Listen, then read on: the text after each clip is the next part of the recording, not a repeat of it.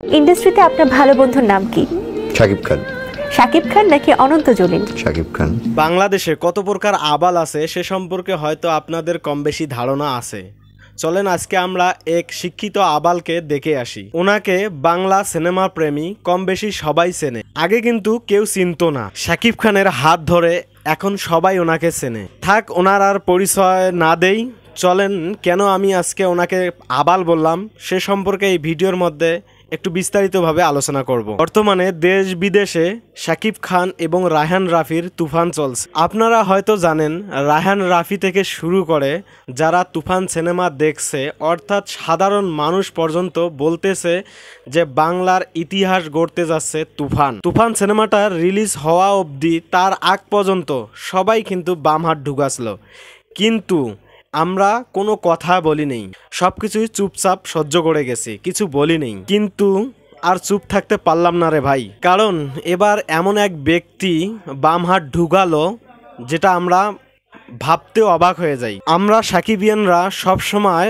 ওনাকে নিয়ে পজিটিভ কথা বলতাম, কিন্তু উনি ওনার মর্যাদাটা ধরে রাখতে পারলো না, যার কারণে আজকে ওনাকে নিয়ে কথা না বললেই মনে হয় আমরা সাকিবিয়ান অপরাধ করতেছি। ওনার সম্পর্কে কেন এত কথা বললাম, চললেন উনি কিছুক্ষণ আগে অর্থাৎ 10-12 ঘন্টা আগেই একটা পোস্ট করছিলেন শাকিব খান এবং রায়হান রাফির তুফান সম্পর্কে।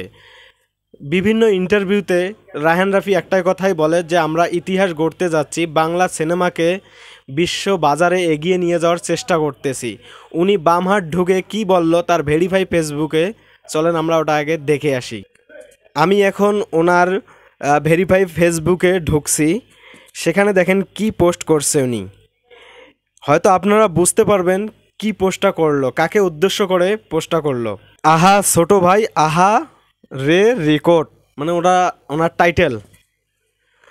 ছোট ভাই মাদ্রাসায় পড়ে, প্রায় আমার বাসায় এসে খেলা দেখে একের পর এক প্রশ্ন টুকটাক কিছু জেনে নেয় আমার কাছ থেকে। একদিন আমি টিভিতে অলিম্পিক খেলা দেখতেছিলাম, সেখানে আমেরিকার একজন অ্যাথলেট লং জাম্পে রেকর্ড গড়ল। সেই মুহূর্তে ছোট ভাই এসে পাশে বলল এবং আমাকে জিজ্ঞাসা করলো, ভাই কি দেখছেন? আমি বললাম রেকর্ড ভাঙ্গা গড়া দেখছি। ছোট ভাই না বোঝার মতো করে তাকিয়ে রইল। আমি তার চোখের দিকে বুঝলাম সে কিছুই বোঝেনি। আমি বললাম লং জাম্পে এই অ্যাথলেট রেকর্ড ভেঙেছে। ছোট ভাই খুব সাধারণভাবে বলল, এই রেকর্ড তো আমিও ভাঙতে পারি। আমি আর তার কথায় কান না দিয়ে চুপচাপ টিভিতে খেলা দেখলাম। পরের দিন বাসা থেকে বের হতেই সেই ছোট ভাইকে দেখি দৌড়াচ্ছে আর লাফ দিয়ে কিছু ছুঁড়ে মারছে, জিনিসটি ভেঙে যাচ্ছে। সে খুব খুশি। আমি কৌতূহল এ বিষয় নিয়ে তাকে জিজ্ঞাসা করলাম, কি করছো? সে বলল লং জাম্প দিয়ে রেকর্ড ভাঙছি। পরক্ষণে বুঝলাম সে তার দাদার গ্রামোফোনের রেকর্ডগুলো নিয়ে ভাঙছে।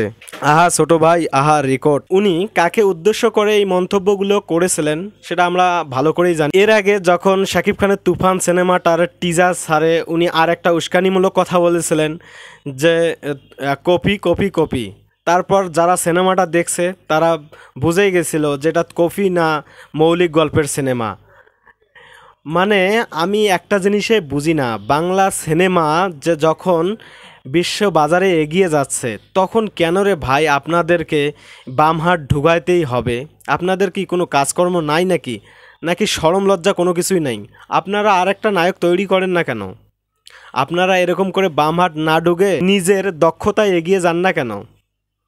কত আর অন্যের পিছনে লাড়া দিয়ে নিজেকে ভাইরাল করার চেষ্টা করবেন? তো যাই হোক, হয়তো ওনার যে প্রিয়তমার রেকর্ড গড়ছিল সেটা তুফান সিনেমা ভেঙে চুরমার করে দেবে, যার কারণে উনি ওনার আবেগ থেকে বা অভিমান যেটাই বলেন না কেন সেইখান থেকে পোস্টটা করতে পারে।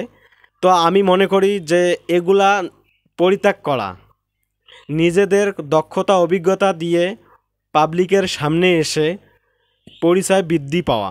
শাকিব খানের সঙ্গে আসাদ আদনান ভাইয়ের আরও কিছু সিনেমার কাজ চলছে। আমি মনে করি যে শাকিব খান যেন আর ওই মানে দুমুখা সাপের লেজে পা না দেয়। যারা মানুষকে সম্মান দিতে জানে না, যারা মানুষের খোসা মারা কথা না বললেই থাকতে পারে না, তাদের সঙ্গে কোনো সম্পর্ক রাখাটাই ঠিক হবে না।